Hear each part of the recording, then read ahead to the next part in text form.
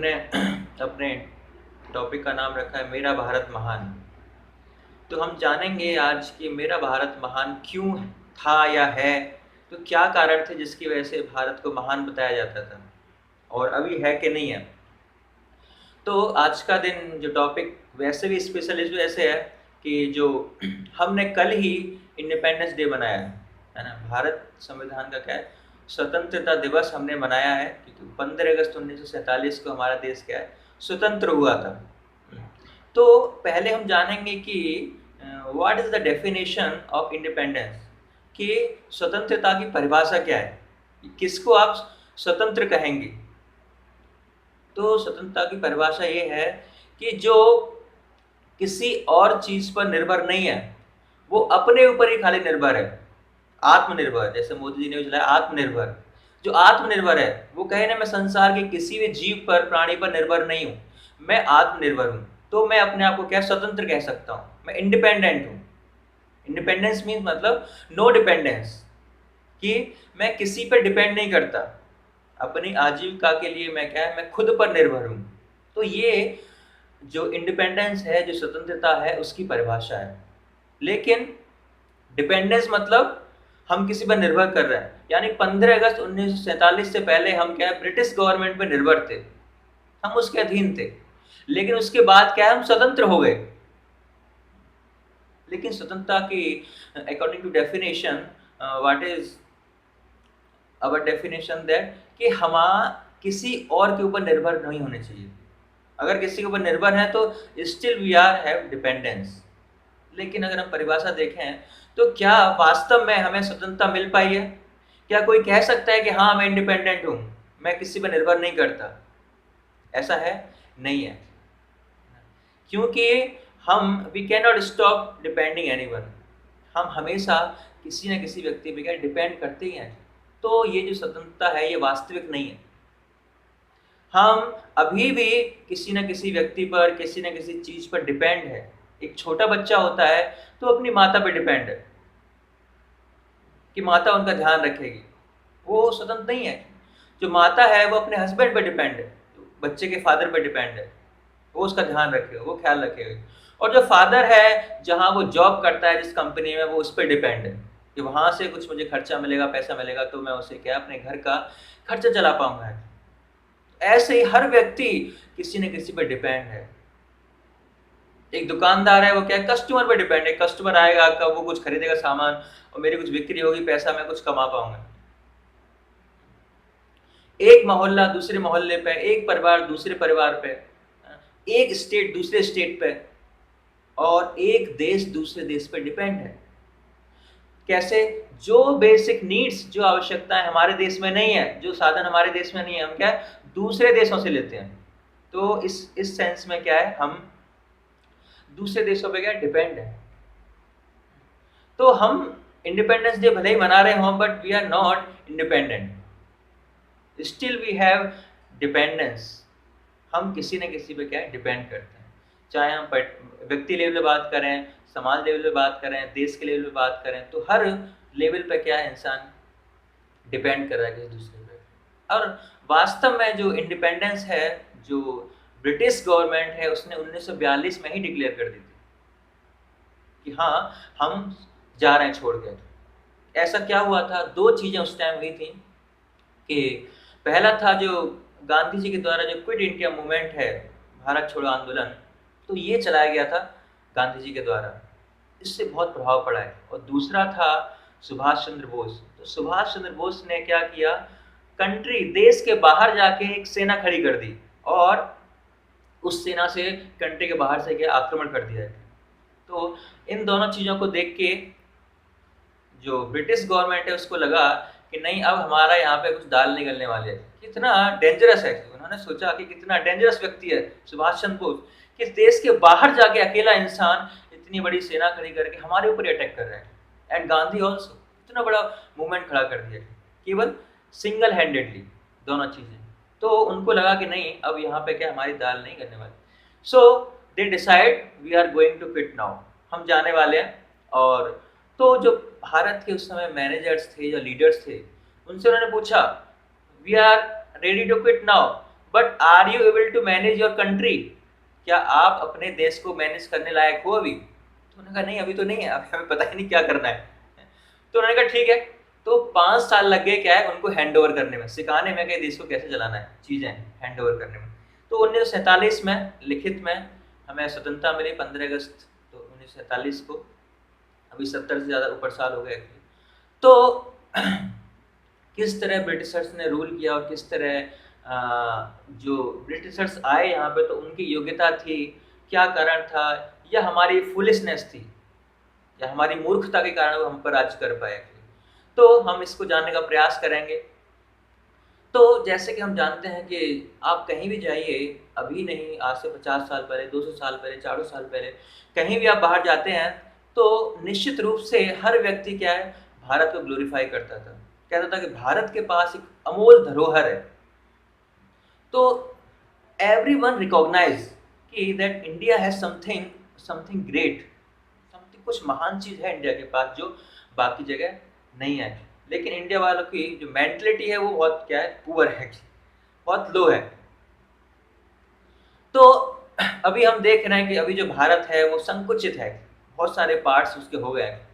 But हम देखें कि आज से स्वतंत्रता दिवस से पहले की बात करें तो इसमें पाकिस्तान और बांग्लादेश भी ऐड थे। उससे पहले जाएं 100 साल पहले नेपाल, भूटान, अफगानिस्तान भी थे। और पीछे जाएंगे 200-300 साल पहले जाएंगे तो क्या जस्ट डबल, इसका डबल हो जाएगा। और ऐसे हम 1000 साल पहले जाएंगे, 2000 साल पहले जाएंगे, 10,000 साल पहले जाएंगे तो क्या होता था कि पूरा का पूरा, अगर हम त्रेता युग की बात करें तो पूरा का पूरा ब्रह्मांड कहाँ से ऑपरेट होता था, अयोध्या से ऑपरेट होता था। और पांडवों के युग में पूरा का पूरा जो वर्ल्ड है वो कहाँ से ऑपरेट होता था, कहाँ राजधानी थी उनकी, हस्तिनापुर, जहाँ पे हम क्लास ले रहे हैं आज, दिल्ली के अंदर है। तो वो इतना बड़ा था जितना हम पीछे जाएंगे। लेकिन धीरे धीरे जो भारत है, हमारा भारतवर्ष है, वो क्या धीरे धीरे संकुचित होता चला गया। अभी जो हम देख रहे हैं that is not Bharat, that is Republic of India. जो हमारे कॉन्स्टिट्यूशन में लिखा गया उसको क्या नाम दिया गया, रिपब्लिक ऑफ इंडिया। तो हम अपने आप को कहते हैं क्या है, हाँ एज ए इंडियन मैं इंडिया हूँ, या एज ए हिंदुस्तान अपने देश को संबोधित करते हैं। बट हमारा जो देश का नाम आखिरकार वास्तव में है क्या, दैट इज भारत। हमारे देश का नाम भारत है, ना हिंदुस्तान है ना इंडिया है। इंडिया नाम किसने दिया, जो विदेशी ताकतें आई ब्रिटिशर्स ने, उन्हें इंडिया नाम दिया। और हिंदुस्तान कहाँ से नाम आया, मुस्लिमों ने हिंदुस्तान नाम दिया है। तो जो इंडिया, जो विदेशियों के बहुत बड़े पूर्वज थे, तो कभी उन्होंने विजिट किया था इंडिया को, और जो उन्होंने विजिट किया तो यहाँ पे देखा कि बहुत अच्छी अच्छी चीजें हैं यहाँ पे। तो वो अपने जनरेशंस को उन्होंने बता रखा था कि ऐसे कोई इंडिया नाम की एक जगह है, they called it India. But जो फॉरेनर्स हैं, विदेशी हैं, तो उन्होंने बता रखा था कि ऐसे इंडिया नाम की जगह है, और जब भी आपको मौका मिले तो one must visit that place. इंसान को अपने जीवन में उस स्थान को एक मौका मिले तो जरूर विजिट करना चाहिए, क्योंकि बहुत ही अद्भुत जगह है वो। तो बहुत लोगों ने प्रयास किया उसको सर्च करने का, है ना। एक व्यक्ति सर्च करते करते क्या है, इंडिया तो नहीं पहुंचा, लेकिन क्या अमेरिका पहुंच गया, उसने अमेरिका को खोज लिया।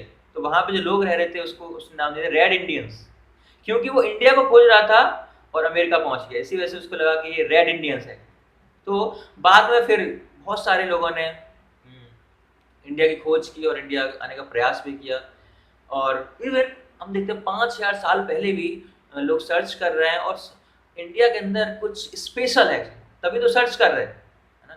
हम किस चीज़ की सर्च करते हैं, जैसे मान लो मैं अगर आपसे बोलूं कि वहां पे एक कचरे का डब्बा रखा है, और उसको ढूंढो जाके, तो कोई ढूंढेगा नहीं, क्योंकि वो यूजलेस है, उस कचरे के डिब्बे की कोई वैल्यू नहीं है, तो कोई उसे ढूंढेगा नहीं। लेकिन अगर मैं आपसे बोलूं कि वहां पे एक डायमंड रखा हुआ है जिसकी कीमत 5 करोड़ रुपए है, तो सभी लोग उसको ढूंढने में लग जाएंगे, ढूंढेंगे कहाँ है डायमंड, जिसको हाथ लगेगा उसे 5 करोड़ रुपए मिलेंगे। तो हर कोई व्यक्ति ढूंढ रहा है। तो ढूंढता किस चीज को इंसान, जिसकी कुछ वैल्यू है। तो विदेशी लोग भी यहाँ पे इंसान ढूंढ रहे हैं, इसका मतलब क्या, that is the greatness of India, कि बाहर वाले भी इसकी सर्च कर रहे हैं। इंडिया वाले कहीं से कभी सुना हमने हिस्ट्री में कि इंडिया से कोई गया बाहर रहने के लिए, नहीं, सब कुछ था इंडिया में, भारत में हमारे यहाँ सब कुछ था। तो बाहर वाले यहाँ पे आ रहे हैं क्योंकि हमारे पास इतना था कि लोग यहाँ से ले लेके जा रहे थे।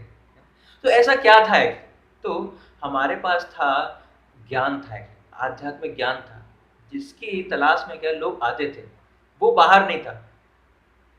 तो इसकी खोज में क्या है, जो विदेशियों के जो पूर्वज हैं उनके कह गए थे कि आप वहाँ जरूर जाना, वहाँ के ज्ञान का सोर्स है।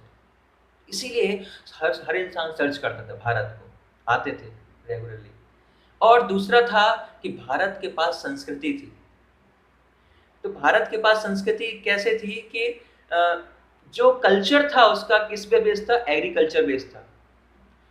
कि इतना जो जमीन थी वो उपजाऊ थी कि जो भारत था उस समय सही रूप से क्या है, सेल्फ डिपेंडेंट था, वो आत्मनिर्भर था, वो किसी पे क्या निर्भर नहीं था।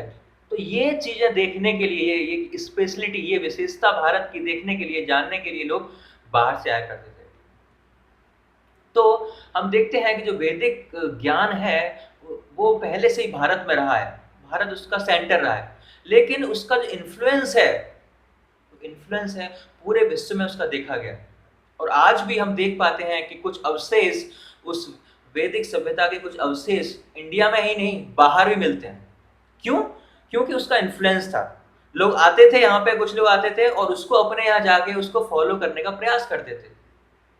हम विदेशों में जाते हैं, कई सारे ऐसे चर्च हैं अभी जहाँ पे चक्र मिलता है, उनके ऊपर क्या लगा है, चक्र लगा हुआ है। चक्र किसके मंदिर का होता है, that is belong to Vishnu temple. तो हर विष्णु मंदिर के ऊपर क्या है, चक्र लगा होता है। तो अभी भी चर्चों के ऊपर क्या चक्र लगा हुआ है, इसका मतलब क्या है कि वो पहले क्या थे, पहले मंदिर थे। और इसके बावजूद ही हम देखते हैं रसिया में ऐसे बहुत सारे मंदिर मिलते हैं, ऐसा ऐसा even you don't find even any place in world that you will not find any temple there.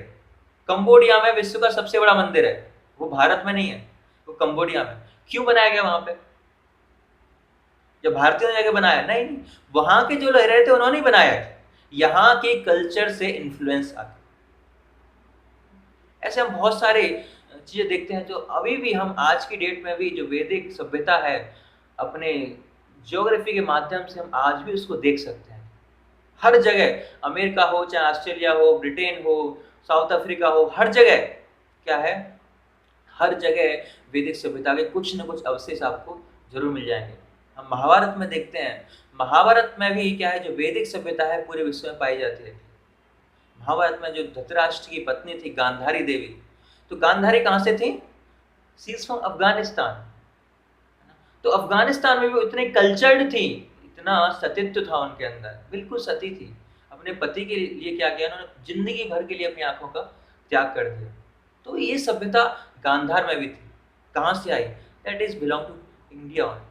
तो भारत से वो सभ्यता वहां पे गई है। कश्यप मुनि के बारे में सुनते हैं, तो कश्यप मुनि कहाँ पे रहते थे, ठंडे रीजन्स में रहते थे, जहाँ पे ठंडे स्थान है। वो कहाँ था, वो रूस में था। तो वहां पे वो कश्यप मुनि रहा करते थे। तो इस तरह हम भूगोल के माध्यम से देख सकते हैं कि आज भी जो वैदिक सभ्यता है पूरे विश्व में कुछ अवशेष उसके पाए जाते हैं। तो फिर क्या हुआ इस सभ्यता का, क्यों ऐसे हुआ?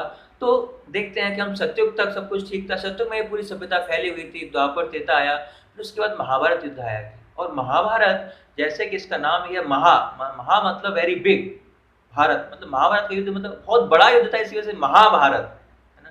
तो इस युद्ध में पूरे विश्व ने पार्टिसिपेट किया, कोई नहीं बचा था कि जिसने इसमें पार्टिसिपेट ना किया।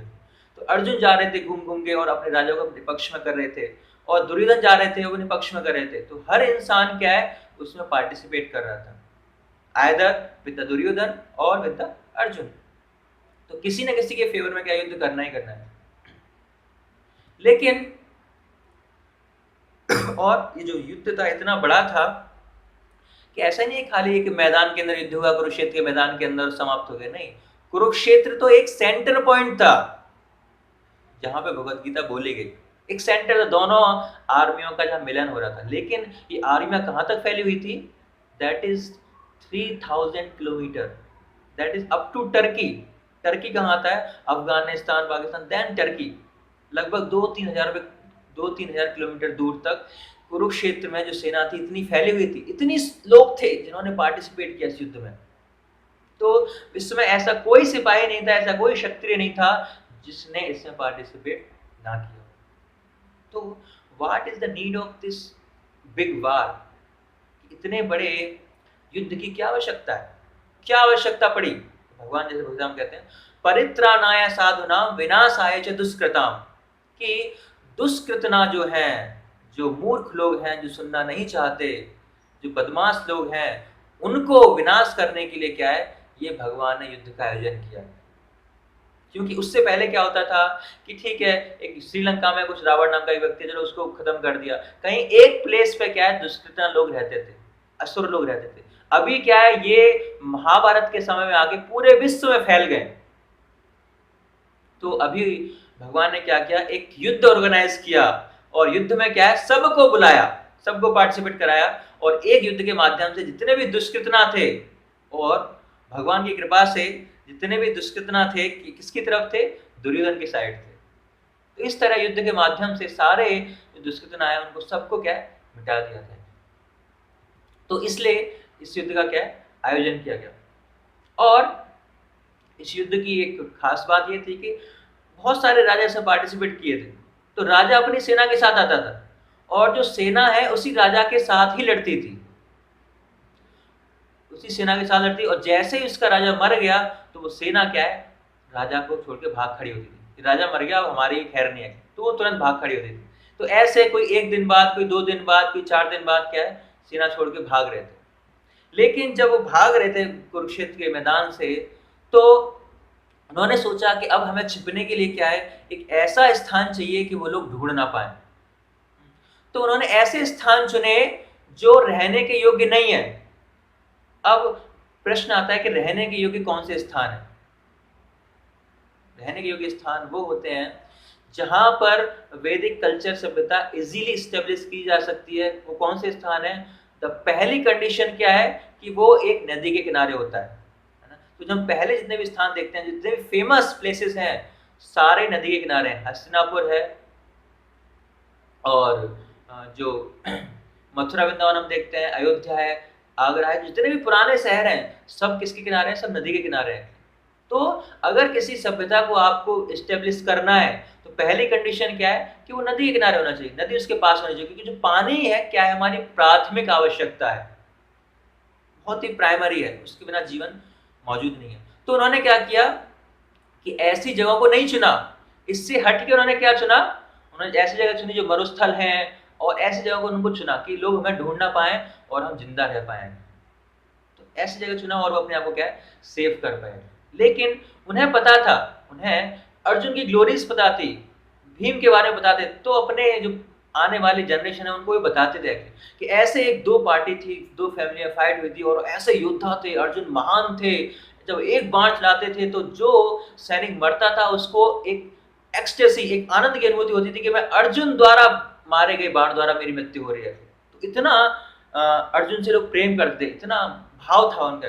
तो जिसने जितने दिनों तक युद्ध को देखा था उतना वो क्या है, दूसरे लोगों को बताते दिखा रहे, लेकिन एंड किसी को नहीं पता था। तो कुछ न कुछ स्टोरी, कुछ न कुछ कहानियां क्या है, सबको कुछ न कुछ पता थी है। तो इस तरह जो सभ्यता है वो क्या तितर बितर हो गई है। कुछ लोग वहां एक जगह से गए दूसरे स्थान पर, जो उनका मेन प्लेस था वहां पे ना रह के क्या है, दूसरे स्थान पर रहना, उन्हें उसी सभ्यता को एक्सेप्ट कर लिया, और जितना उनको ज्ञान था वही अपने एंसेस्टर को, अपने आगे वाले जनरेशन को क्या है, वो देने लगे। लेकिन दैट वाज नॉट कंप्लीट। आज तो इसीलिए हम देखते हैं कि आप कहीं भी जाइए तो आप ये स्टोरी जरूर सुनेंगे महाभारत की, कुछ किसी न किसी फॉर्म में आपको ये कहानी जरूर मिलेगी सुनने को। ऐसे एक दो पार्टी थी, उनमें वहां भयंकर युद्ध हुआ था। तो ऐसा आप चाहे साउथ अफ्रीका में जाइए, और चाहे अमेरिका में जाइए, ब्रिटेन में जाइए, हर जगह आपको ये कहानियां क्या है, सुनने को मिलेंगी। इवन साउथ अफ्रीका में ट्राइबल कम्युनिटीज, ट्राइबल मतलब जिनका कोई, ट्राइबल कहते हैं जिसका कोई कल्चर ही नहीं है, अनकल्चर्ड, वहां पे भी क्या है, वहां लॉयन को क्या है, सिम्बा बोला जाता है। सिम्बा, दैट इज संस्कृत वर्ड। तो वो कहां से आया उनके पास? वो वैदिक सभ्यता थोड़ी बहुत अभी भी बची है वहां पे। हम रसिया में जाते हैं, रसिया में क्या है, लोग स्टोरी सुनाते हैं, और वो स्टोरी कहाँ से है, पंचतंत्र हमारा एक ग्रंथ है, वहां से वो स्टोरी सुनाते हैं, that is about the law of Karma, कि वो कर्म का सिद्धांत बताता है। तो पूरे विश्व में कहीं भी जाएंगे तो हमें अपने वैदिक सभ्यता के अवशेष कुछ मात्रा में जरूर कुछ न कुछ छूटे हैं। तो ये अवशेष हैं, तो वैदिक सभ्यता ऐसे क्यों इंडिया में भी नहीं रह पाई एक्चुअली? चलो बाहर तो ठीक है नहीं रह पाई, लेकिन भारत के अंदर भी वो नहीं रह पाई, क्या कारण है उसका है? तो उसका कारण है, जैसे कलयुग है, कलयुग में होता है डिसएग्रीमेंट, कलयुग क्या है, कलह का युग है। तो कलयुग में क्या, हर इंसान एग्री नहीं करता है, उसकी अपनी अलग राय है। तो जो भारत था उसमें सबसे पहले आए मुगल, मुगल में भी इससे पहले क्या है, पहले सबसे गजनवी आया। तो Ghaznavi, even he is not king, he is a चोर उचक्का, मतलब ही इज अ लुटेरा। तो वो लूटपाट करता था खाली, जो भी उस रास्ते से जाते थे उनके एरिया से, उनको क्या लूटते थे, और उसी से उनकी जीविका चलती थी। मरुस्थल में कुछ होता तो है नहीं वहाँ अफगानिस्तान में, क्या करेंगे, लूटपाट ही करेंगे।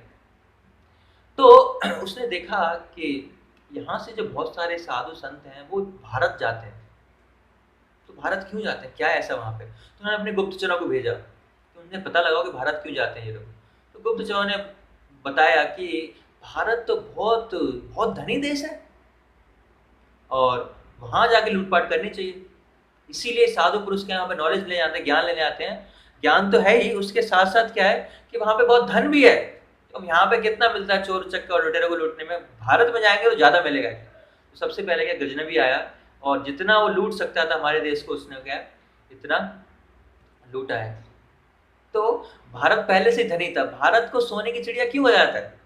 अब तो है नहीं सोने की चिड़िया, लेकिन सोने की चिड़िया था, भारत के पास इतना धन था कि उसे सोने की चिड़िया बोला जाता था, इतना पूरे विश्व में नहीं था।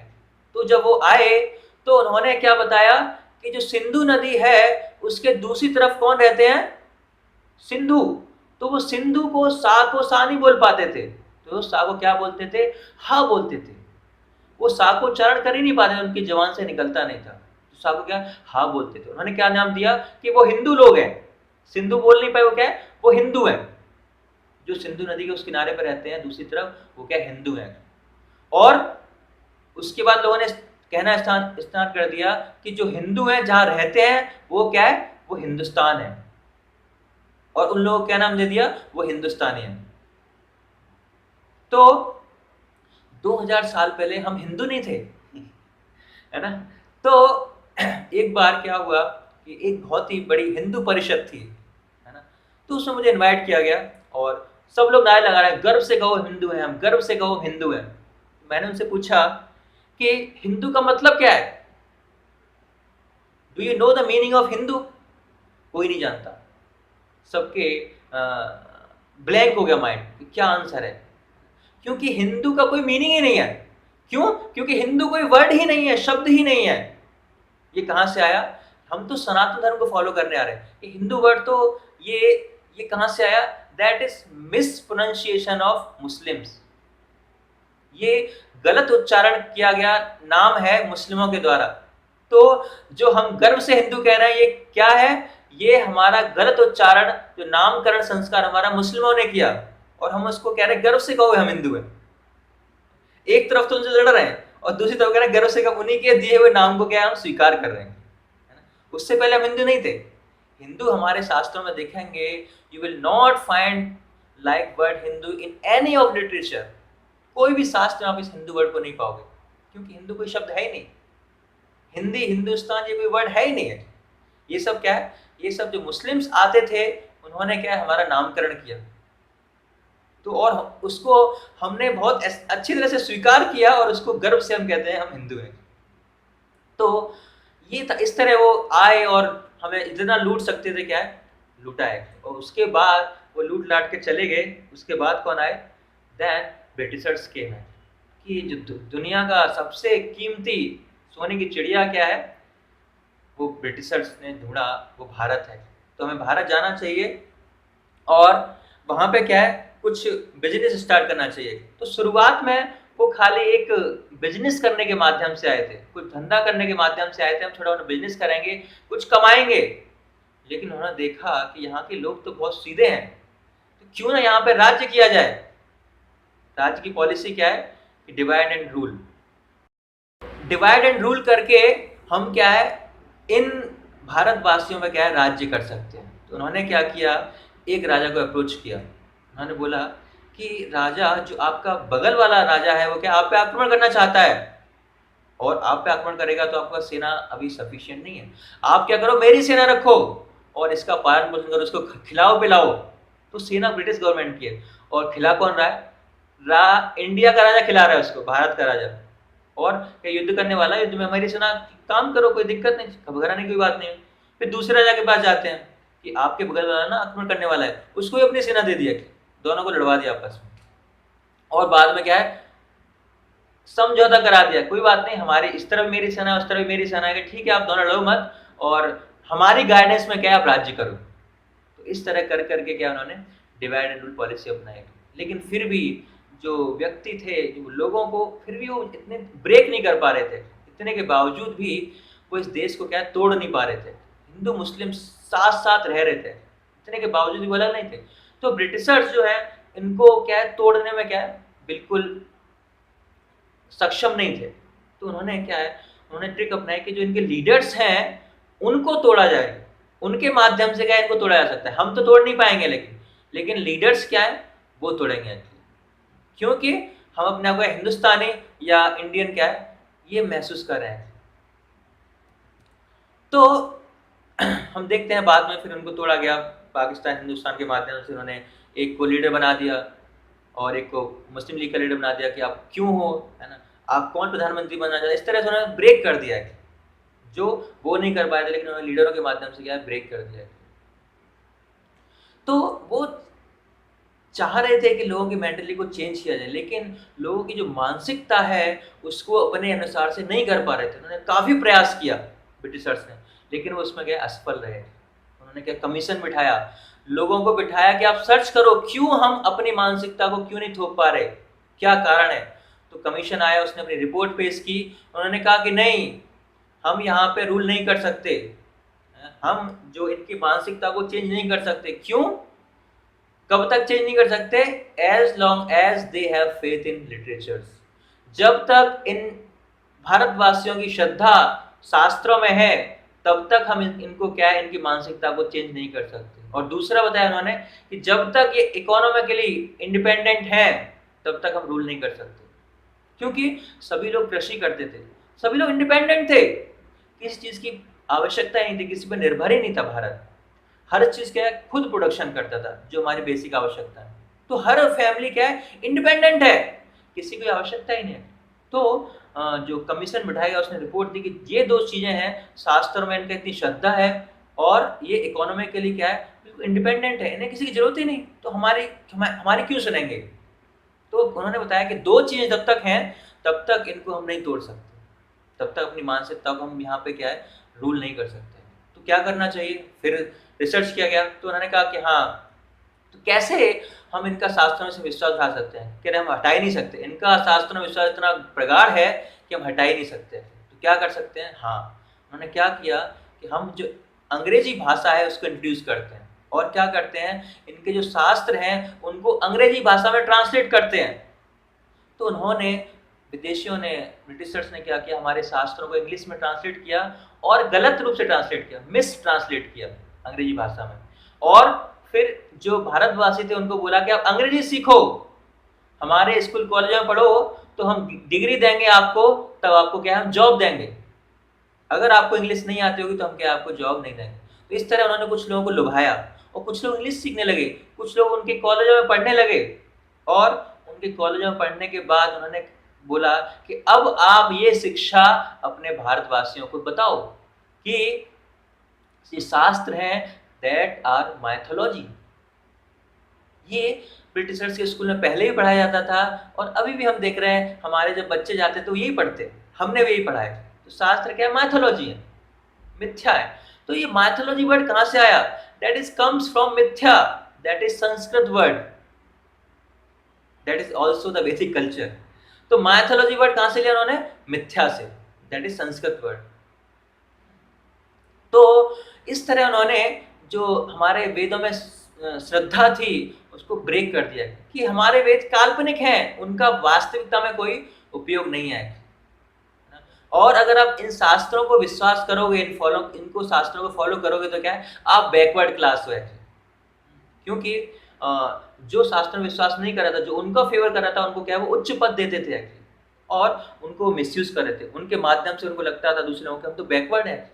इस तरह धीरे धीरे करके उन्होंने सबका ब्रेन को क्या है करप्ट कर दिया, सबके दिमाग को करप्ट कर दिया। शास्त्रों के जो विश्वास था सबने उठा लिया।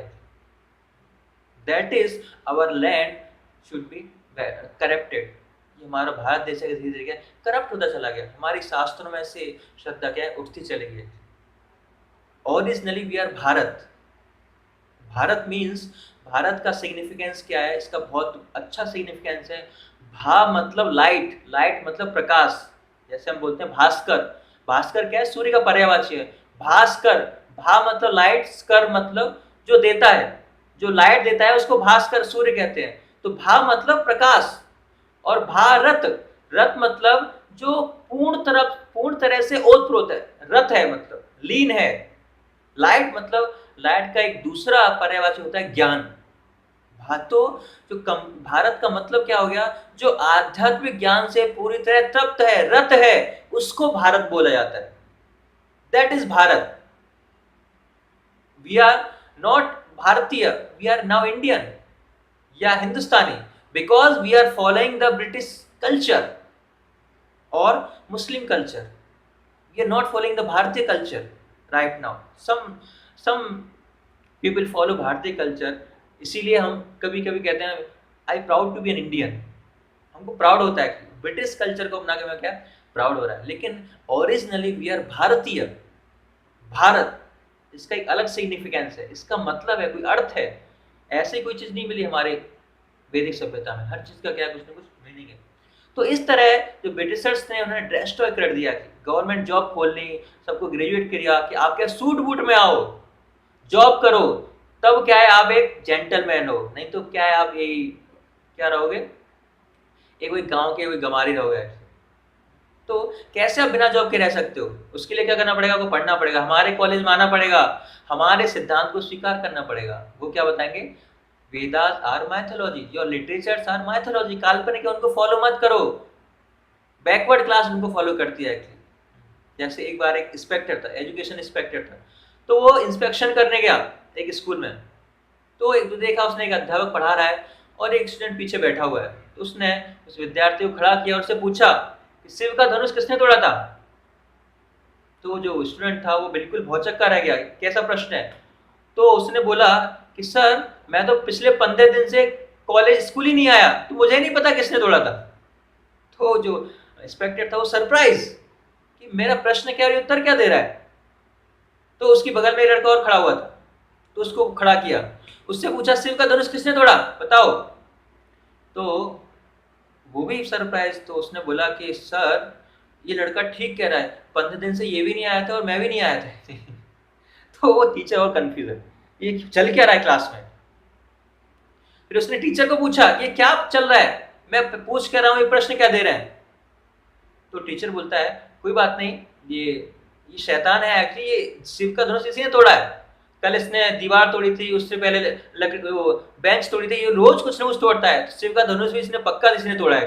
तो जो इंस्पेक्टर था और ज्यादा कंफ्यूज हो गया कि शिव का धनुष किसने तोड़ा है, तो ये क्या चल रहा है। तो इस तरह स्टूडेंट आपस में लड़ने लगे, तूने तोड़ा है, तूने तोड़ा है, तूने तोड़ा है, मैं नहीं तोड़ा, आपस में। तो ऐसा आपातकालीन स्थिति आ गई, सब लोग ऐसी स्थिति आ गई क्या है, प्रिंसिपल के रूम में गए। तो प्रिंसिपल के रूम में इंस्पेक्टर गया कि मैं क्या आपका चालान कर दूंगा, मैं आपका लाइसेंस रद्द कर दूंगा। तो प्रिंसिपल को सारी घटना जाके उसने बताई, ऐसा ऐसा है। तो प्रिंसिपल होता है चलो कोई क्या बड़ी बात थोड़ी, बच्चे हैं, किसने तोड़ दिया होगा, क्या दिक्कत है, माफ कर दो, कोई दिक्कत की बात नहीं है। तो इंस्पेक्टर था और ज्यादा सरप्राइज हो गया कि प्रिंसिपल तुम्हें भी नहीं पता, क्या पढ़ा रहे हो तुम, तो मैं निश्चित रूप से तुम्हारा लाइसेंस क्या रद्द कर दूंगा, मैं ट्रस्टीज के पास जा रहा हूँ, जो इस कॉलेज के स्कूल की ट्रस्टी है।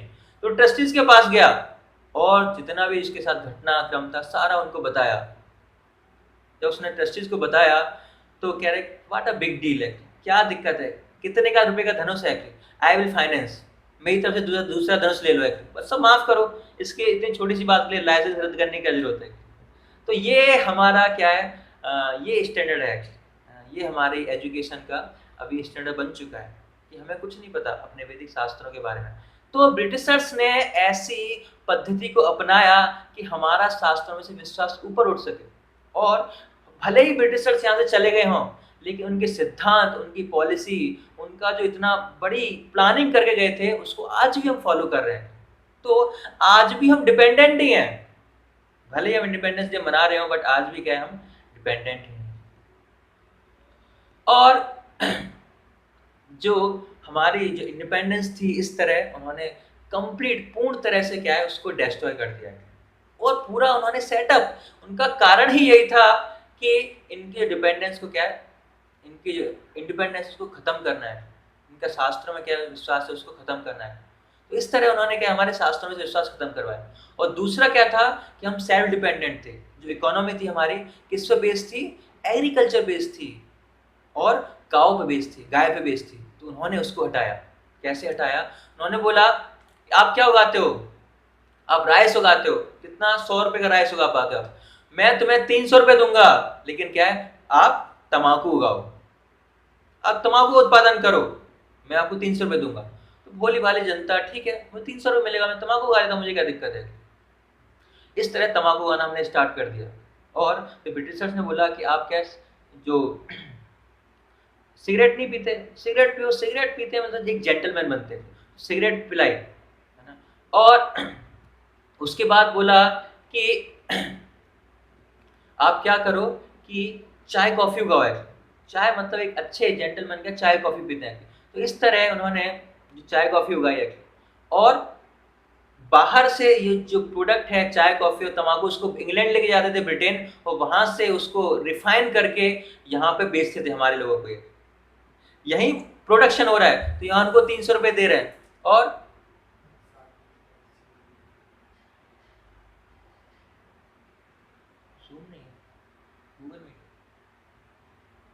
तो जो वो हमें ही क्या है, हमें ऐसी लत लगा दी उन्होंने कि पहले तंबाकू खिलाने की, सिगरेट में लत लगा दी, और उसके बाद वो ब्रिटेन से चीजें लेके आ रहे हैं, हमें बेच रहे हैं। अब हमें लत लग चुकी है, हम जितना भी अर्न कर रहे हैं क्या है, हम चाय कॉफी या तंबाकू लेने में क्या है उसको वेस्ट कर रहे हैं। तो इस तरह जितना भी धन है हमारा, जिसका प्रॉफिट कहाँ जा रहा है, सारा ब्रिटेन में जा रहा है।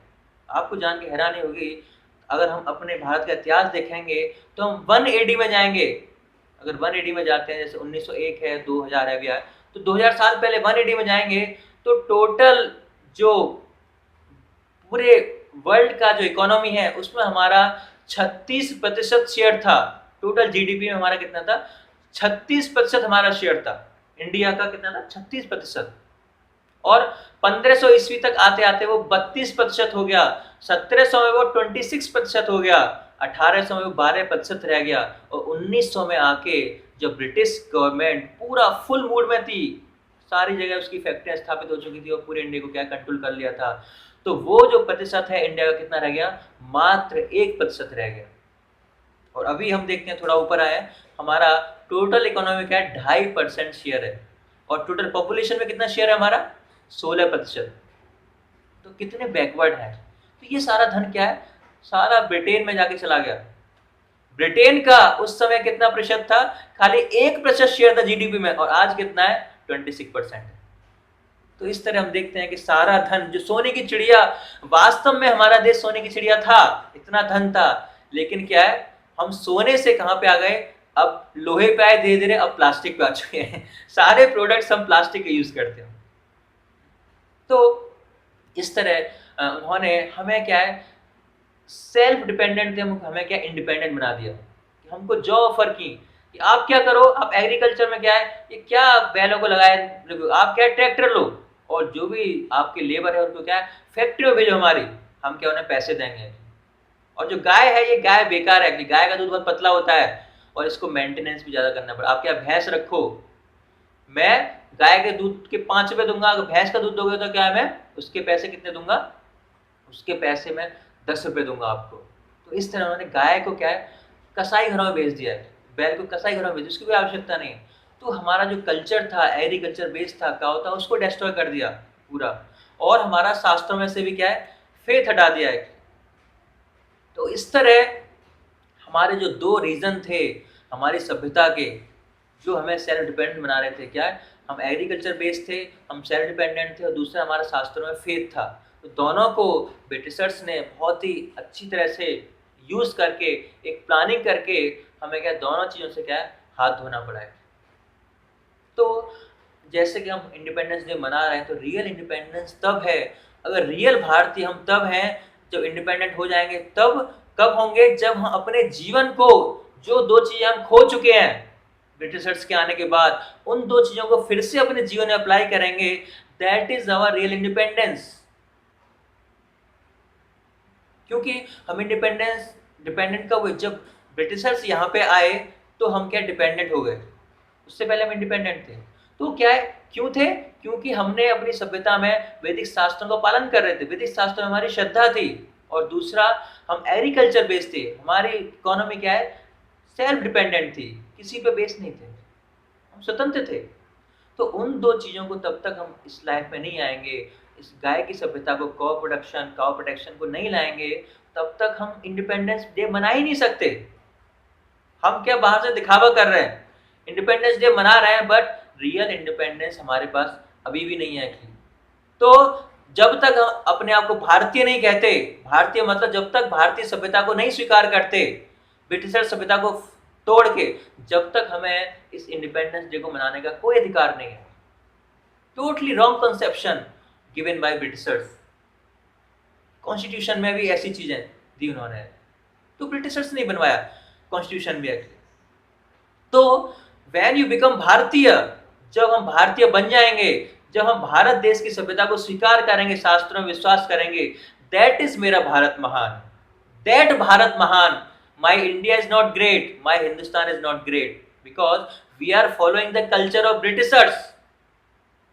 बट जब हम भारतीय सभ्यता को अपनाएंगे, उसको फॉलो करेंगे, वो भारत महान है मेरा, और वही भारत मेरा महान था जब हम इस सभ्यता को पालन कर रहे थे और हम सेल्फ डिपेंडेंट थे, हमारा इकोनॉमी इस विश्व में सबसे ज्यादा था, वो भारत महान था। आज का भारत महान नहीं है, आज कुछ नहीं है भारत के पास, किसी चीज महान नहीं है, नॉट अ सिंगल थिंग। थोड़ा आध्यात्मिक ज्ञान बचा है अभी भी, क्योंकि इतनी प्रगाढ़ नींव थी यहाँ भारत में उसकी, कि अभी भी इसके कुछ अवशेष हैं भारत में, अभी भी बचे हुए हैं, क्योंकि सेंटर था ये पूरे विश्व का आध्यात्मिक ज्ञान का, तो इसीलिए यहाँ पे कुछ अवशेष अभी भी बचे हुए हैं। अदरवाइज क्या है, धीरे धीरे वो भी खत्म होता जा रहा है। तो कुछ लोगों के प्रयासों से उसको हमने अभी बचा के रखा है, हमारी धरोहर को। ये हमारी महानता है। अगर हम इसको फॉलो करना छोड़ देंगे, अपनी सभ्यता को छोड़ देंगे, हम शास्त्रों को फॉलो करना छोड़ देंगे, अपने जीवन को शास्त्रों के हिसाब से नहीं जिएंगे, तो हमारा भारत महान तो पहले था, अब तो थोड़ा बहुत महान बचा है, वो भी चला जाएगा। तो हम भारत को फिर महान कभी नहीं रह पाएंगे। भले ही हम कहें भारत महान है, मेरा भारत महान है। जैसे मैंने एक मूवी देखी थी बहुत सालों पहले, तो उसमें डायलॉग था, मेरा भारत महान 100 में 99 बेईमान। तो यही है, तो मेरा भारत अब महान है ही नहीं है। तो हम तो पुराना जो डायलॉग है मेरा भारत महान, उसको यूज कर रहे हैं, लेकिन एक्चुअल में अभी मेरा भारत महान है ही नहीं। क्यों? क्योंकि मैंने जो भारत की सभ्यता है, भारत को छोड़ दिया है, मैंने इंडियन कल्चर, जो ब्रिटिशर कल्चर है, उसको अपनाया हुआ है। एक बार हम किताबें बांट रहे थे, भगवद्गीता बांट रहे थे दूसरे व्यक्तियों को, तो मैं ऐसे इंग्लिश में बात कर रहा था, तो उस व्यक्ति मेरे पास आया कि आप हिंदुस्तानी हो, आपको हिंदी में बात करनी चाहिए। अच्छा, मैंने उसकी तरफ ऐसे देखा, मैंने कहा कि आपने कौन से वस्त्र पहने हुए हैं? Pant shirt. ये कौन सी ड्रेस है? ये भारतीय ड्रेस है? नहीं, that is given by Britishers. आपने भगवद्गीता पढ़ी है? नहीं पढ़ी। क्या पढ़ते हो आप कॉलेज में? जो आप पढ़ रहे हो that is also given by Britishers, that is not भारतीय कल्चर। और आप लेट से आप बोल रहे हो हिंदी बोलो, actually Hindi also not the Bharatiya culture. भारतीय कल्चर क्या है? संस्कृत है। भारतीय कल्चर में संस्कृत बोली जाती थी। तो खाली हिंदी बोलने से कोई अपने आप को भारतीय नहीं कह सकता कि नहीं मैं हिंदी बोलता हूं मैं भारतीय हो गया। नहीं, जब तक हम भारतीय सभ्यता को नहीं अपनाएंगे, जब तक शास्त्रों के अनुरूप भगवत गीता और श्रीमद् भागवतम के अनुरूप हम अपने जीवन को नहीं स्वीकार करेंगे, तब तक हम भारतीय नहीं बन सकते। भले ही हम ऊपर से बोलेंगे नहीं हम भारतीय हैं, I proud to be Indian, I proud to be Hindu, मैं गर्व से कहूँ हिंदू, इन सारी चीजों से बाहरी रूप से कोई फायदा नहीं होने वाला जब तक हम अंदर से अपनी नींव को मजबूत नहीं करेंगे। जो भारतीय सभ्यता थी, जो जिसके लिए भारत मशहूर था, जिसके लिए लोग बाहर से आते थे, ढूंढते थे कि कहाँ है भारत, वो सोने की चिड़िया, ढूंढ ढूंढ के लोग आते थे, वो भारत हमको फिर से बनाना है अगर, तो क्या करना पड़ेगा, उस सभ्यता को फिर से लाना पड़ेगा जिसके लिए भारत जाना जाता था। और इसके अलावा भारत के पास कुछ नहीं है, ये सभ्यता है, एग्रीकल्चर बेस्ड है, यहीं पे कृषि उत्पादन हो सकती है, बाहर इतना कृषि नहीं है, एग्रीकल्चर नहीं है। तो वो सभ्यता हमें फिर से लानी पड़ेगी। कैसे? अपने जीवन में श्रीमद् भगवत गीता और श्रीमद् भागवतम जैसे ग्रंथों को, वेदों को कैसे जीवन जिया जाए, शास्त्रों के अनुसार जब हम जिएंगे, that is our real independence. तब हम अपने आप को क्या है, इंडिपेंडेंट बोल पाएंगे, और तब हम भारतीय होंगे, और फिर हम उस दिन क्या है, इस इंडिपेंडेंस डे को मना सकते हैं। तब तक क्या ये खाली मिथ्या है, औपचारिकता है। तो महत्वपूर्ण बात क्या है कि अगर हमें सही में हम भारतीय हैं, तो भारतीय सभ्यता को हमें अपनाना पड़ेगा। दैट इज भारतीय culture is have faith, Shraddha in literatures. अपने जो हमारे शास्त्र हैं, श्रीमद् भगवत गीता है, भागवतम इत्यादि है, पुराण है, उनमें फेथ रखना, श्रद्धा रखना, और उनके अनुसार अपने जीवन को जीना। और दूसरा है कि इकोनॉमिक स्ट्रेंथ कैसे बनाएंगे, जब एग्रीकल्चर को अपने लाइफ में जाएंगे तो हम इकोनॉमिकली भी डेवलप होंगे, स्ट्रेंथ आएगी। और आध्यात्मिक स्ट्रेंथ कहाँ से आएगी, जब हम शास्त्र को अपने जीवन में लाएंगे, तब हम कह सकते हैं, हम गर्व से कह सकते हैं हम भारतीय हैं, भारतीय श्रद्धा को हमने अपनाया है। That is our real independence day. Hare Krishna. तो आप सब भक्तों का बहुत बहुत धन्यवाद, आपने इतना समय दिया।